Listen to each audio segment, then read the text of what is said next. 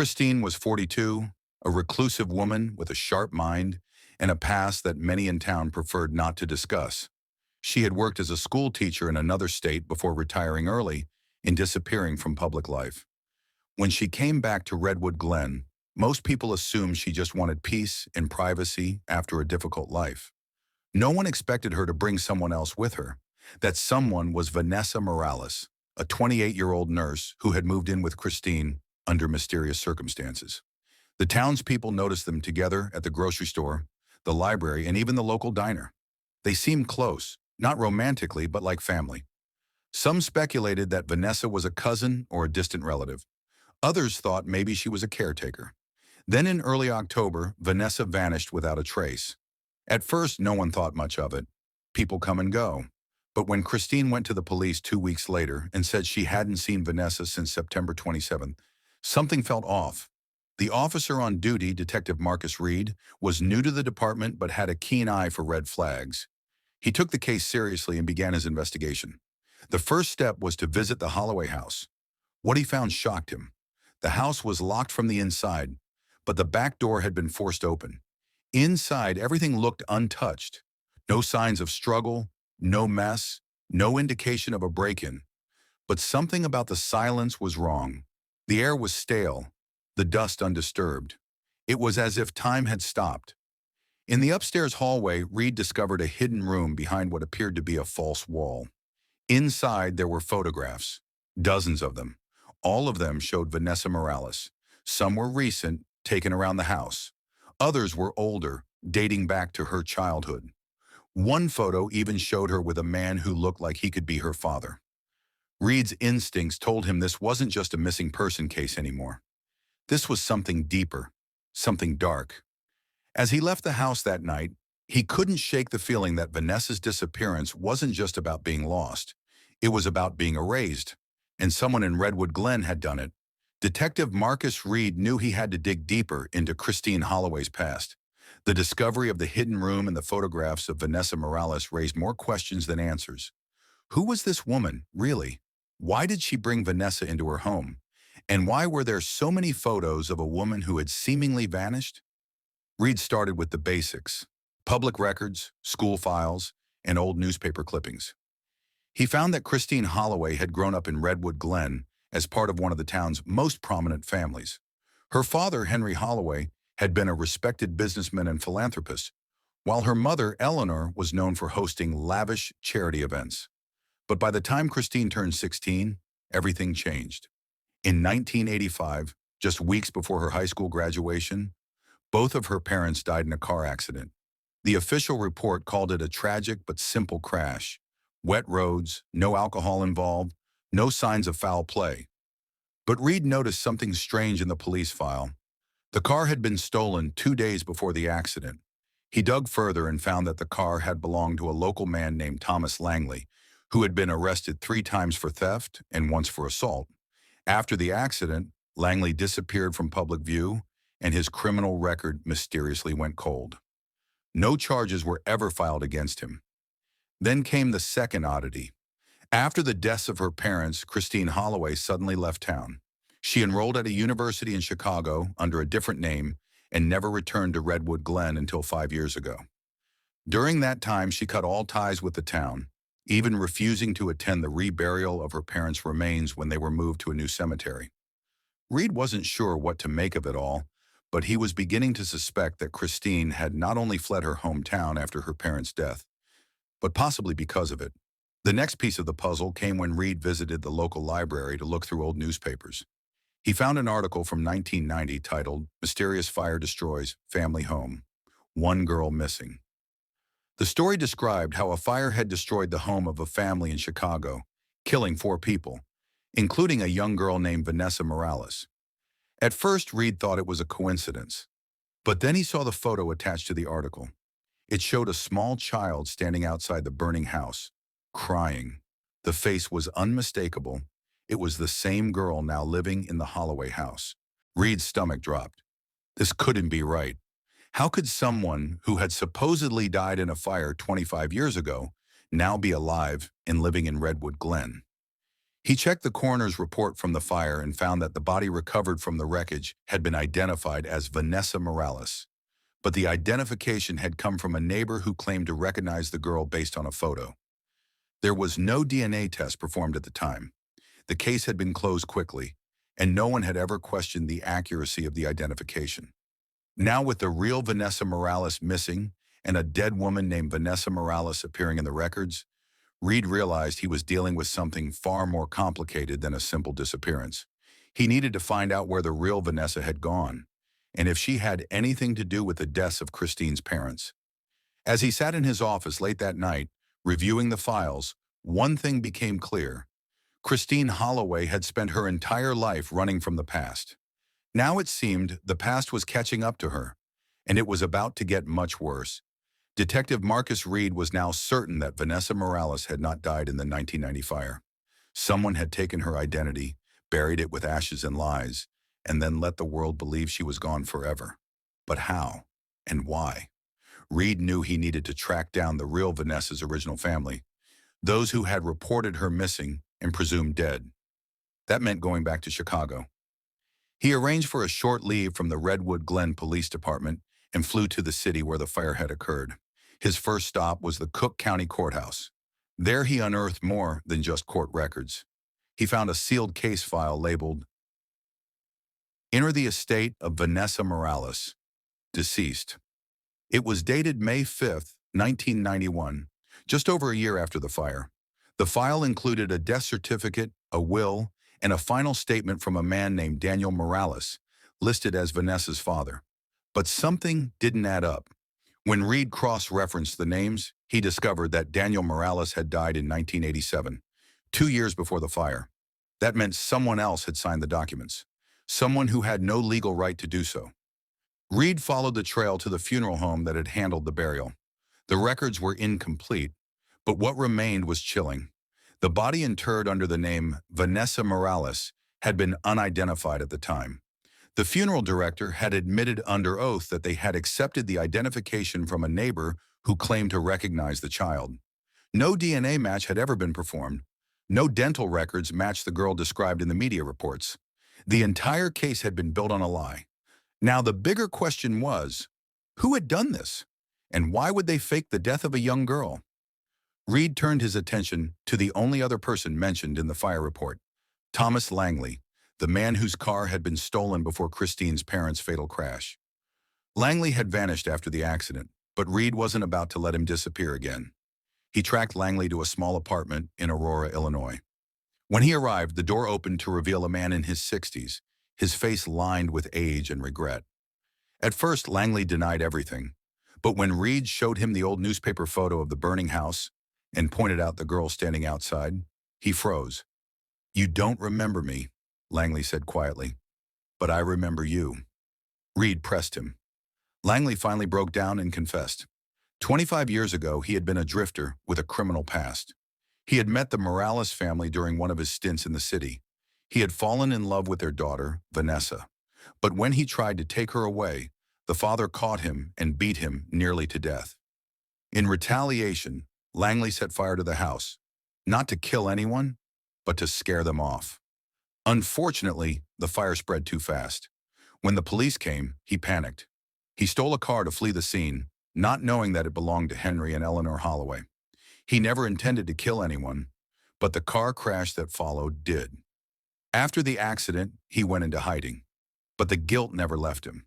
And when he heard about the Morales girl being declared dead, he realized someone else had taken her place.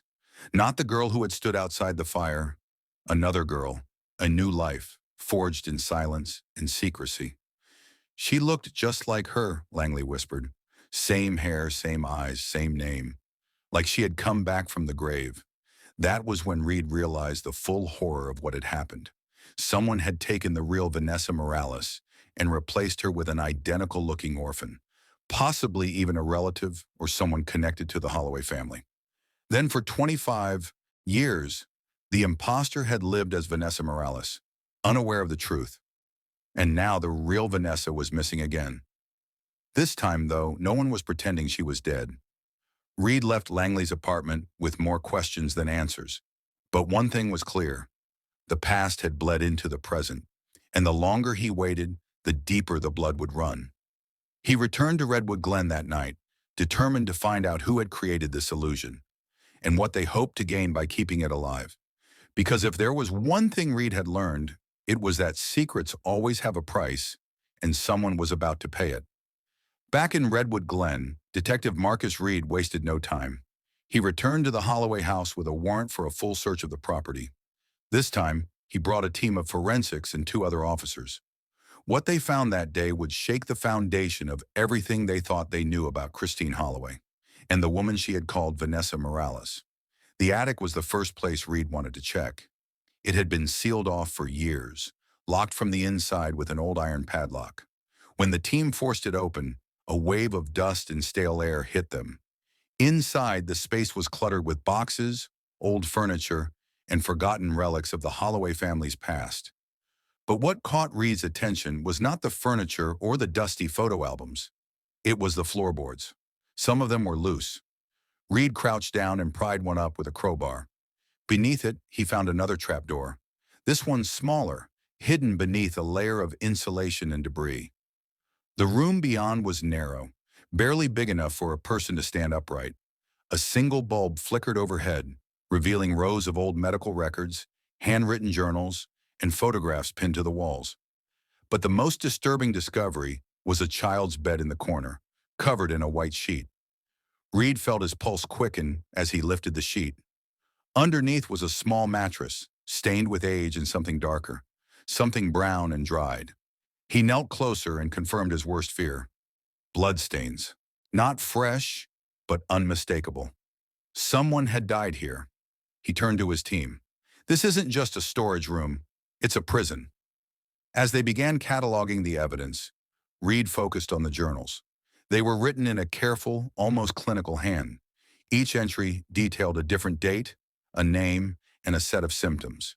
Some names repeated, Vanessa Morales more than once. Others were unfamiliar. One entry, dated October 12, 1990, Shridorn, subject Vathvi has awakened early, behavior erratic, must be sedated again. No signs of memory return, continue treatment. Another entry from Biroorn on May 3, 1991, he stated, subject Fis is stable, memory suppression successful, new identity established, begins social integration phase. Reed flipped through the rest of the journal and pieced together a chilling pattern. The real Vanessa Morales had not only survived the fire, she had been taken by someone who had studied her, altered her mind, and given her a new identity. The imposter who lived under the name Vanessa Morales in the Holloway house had never been real. She had been created. But who had done this? Reed's eyes fell on a name at the bottom of one of the pages. Dr. Evelyn Holloway. He didn't recognize the name at first, but then it hit him like a thunderclap. Dr. Evelyn Holloway had been a renowned psychologist and researcher in the late 1980s and early 1990s. She had worked at a private institute outside Chicago, known for experimental therapies and controversial psychiatric treatments. Her research into memory manipulation and identity reconstruction had made headlines, until it all collapsed after a series of lawsuits and ethical violations. She had vanished from public life in 1992, and now her name appeared in the margins of a journal buried in the attic of a house that had belonged to her own niece. Reed stood up slowly, his mind racing.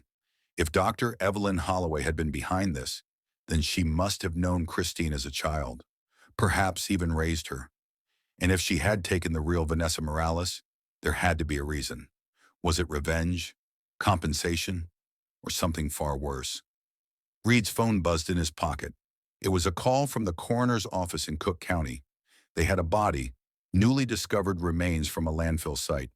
The bones showed signs of trauma, long-term restraint, and a facial structure that matched the photos of the real Vanessa Morales. They believed they had found the missing girl. Reed felt a cold weight settle in his chest. This wasn't just a case anymore. It was a history of horrors, and the people responsible had gone to great lengths to keep their secrets buried. Now the truth was beginning to surface, and it would not come without a price. Detective Marcus Reed stood in the morgue of the Cook County Medical Examiner's office, staring down at the remains that had just been identified as those of Vanessa Morales. The confirmation came from a DNA match with the family of the original Vanessa, now long since dead or scattered by time and grief. The bones were young, fragile, and bore the unmistakable marks of trauma and restraint. But what struck Reed most was the quiet dignity in the way the coroner described the findings. She didn't die instantly, he said, adjusting his glasses. She was kept alive for years, maybe even decades. There are signs of repeated fractures, healed over time, malnutrition, and here, he pointed to a section near the base of the skull. There's evidence of electroshock treatment, not the kind used in hospitals. This was done illegally. Reed felt the weight of the words settle deep in his chest. This wasn't just abuse. It was a calculated experiment, a study in control. He needed answers, and they would be found in Redwood Glen. Back at the station, Reed reviewed every piece of information he had gathered so far. The timeline was becoming clearer. Dr. Evelyn Holloway had disappeared after her controversial research into memory manipulation and identity reconstruction. She had worked with government-funded projects, private donors, and shadowy institutions. Her disappearance in 1992 had been sudden, but now it looked like she hadn't vanished at all. She had simply changed locations. Her niece, Christine Holloway, had grown up under the watchful eye of this same woman. After the death of her parents in 1985, Christine had gone to live with Dr. Evelyn. That was the official story, but the real story was darker. Reed returned to the Holloway house, this time determined to uncover every last secret. He brought in a team of experts, psychologists, forensic scientists, and digital specialists. They combed through every inch of the property, searching for more evidence, more clues, more ghosts. In the basement, behind a false wall, they found a second hidden room. Inside were dozens of case files, medical records, and videotapes stored in labeled boxes. One box read, "The contents included audio recordings, handwritten notes, and a series of grainy black and white videos." On one screen, a young girl sat strapped to a chair, eyes wide with fear.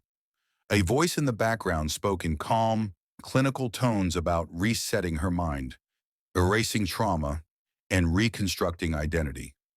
The girl, clearly the real Vanessa Morales, was being subjected to intense psychological conditioning. Words were forced into her head, memories were altered, and eventually she was made to believe she was someone else entirely. The final entry in Dr. Evelyn Holloway's journal read, "Subject 5 is stable. Identity fully reconstructed. No trace of original self remains. The past has been erased. The future is now secure." It was then that Reed realized the full horror of what had happened. Dr. Evelyn Holloway had taken the real Vanessa Morales, not just to hide her, but to erase her. She had built a new person in her place, an imposter who would never know the truth. And when that imposter began to question things, to remember fragments of a life she shouldn't have known, she had been silenced. But why? Reed knew there had to be a reason beyond personal guilt or twisted science. He turned his attention back to the original car accident that had killed Henry and Eleanor Holloway.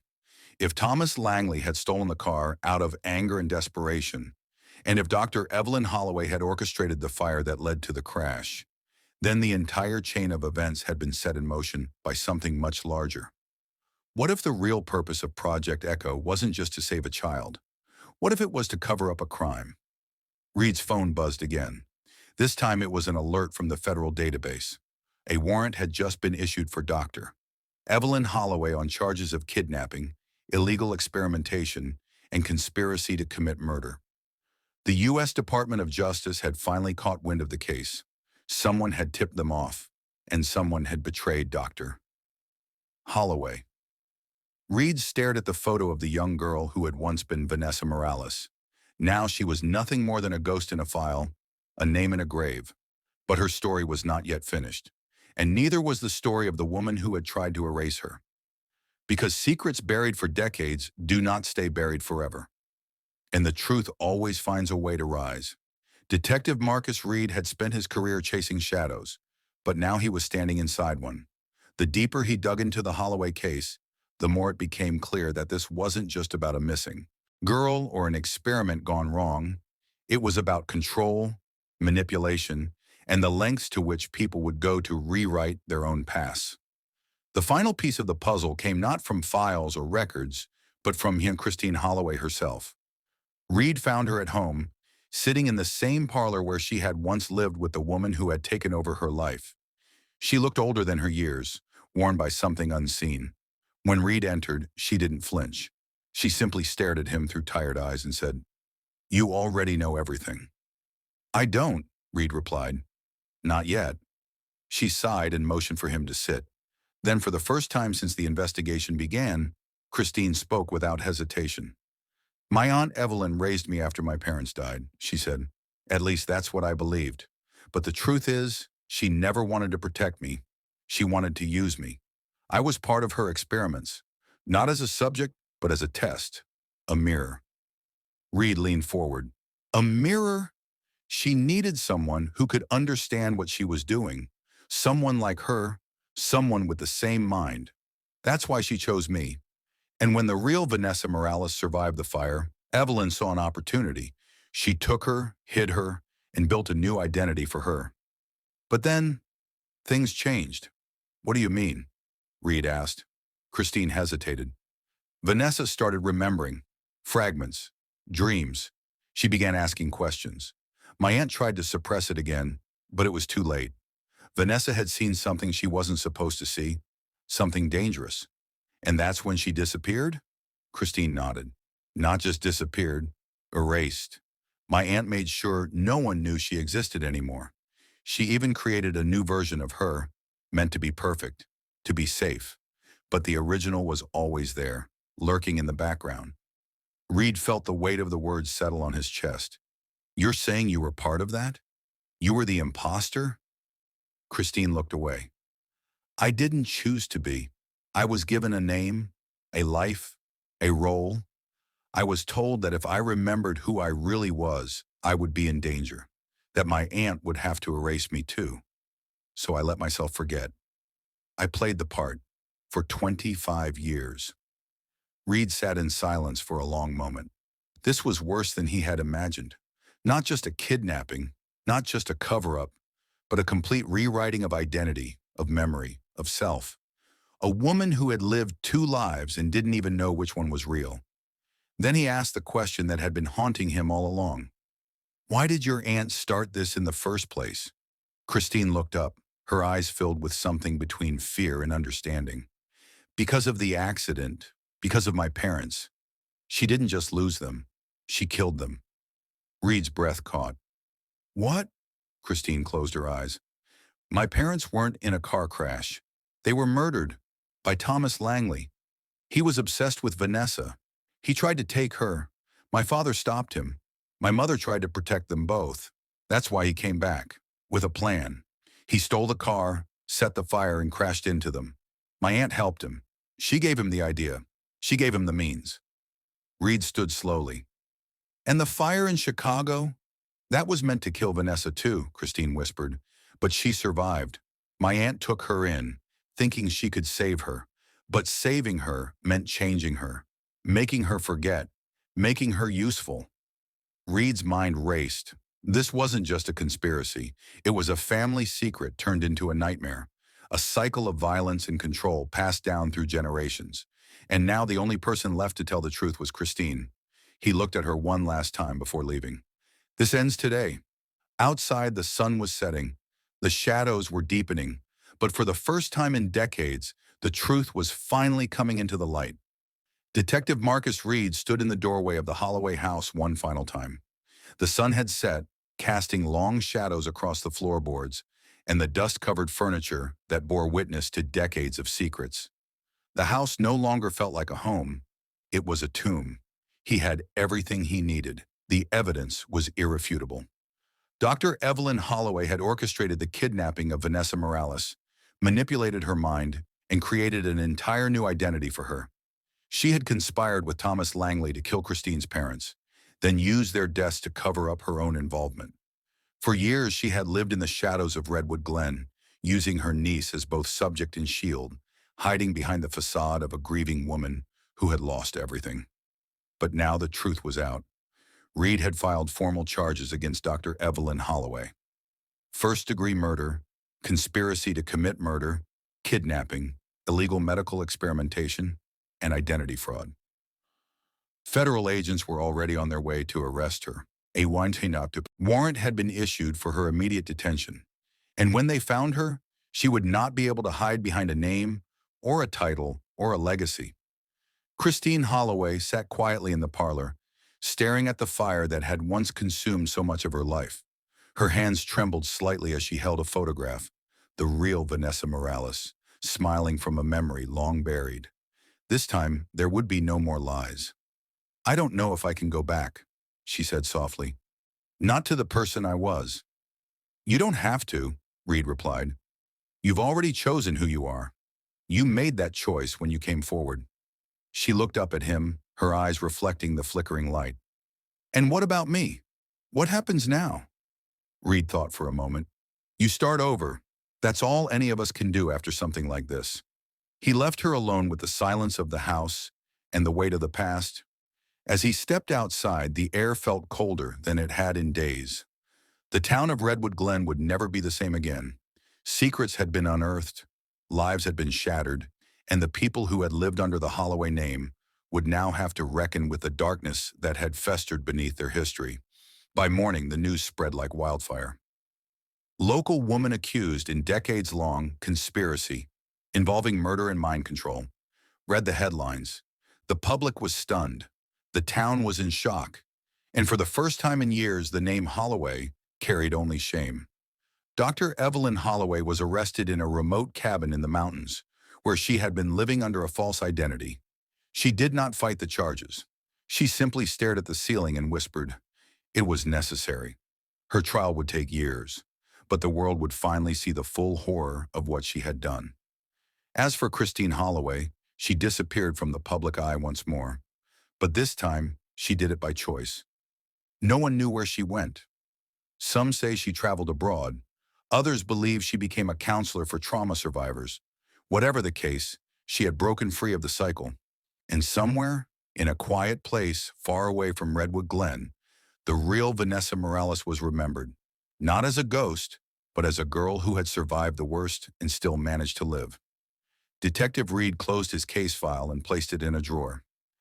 He would never forget this case. It was the kind of case that stayed with you, the kind that changed you, because sometimes the truth is too big to bury, and sometimes the past is louder than the present. But in the end, justice was served. Even if it took 25 years to arrive,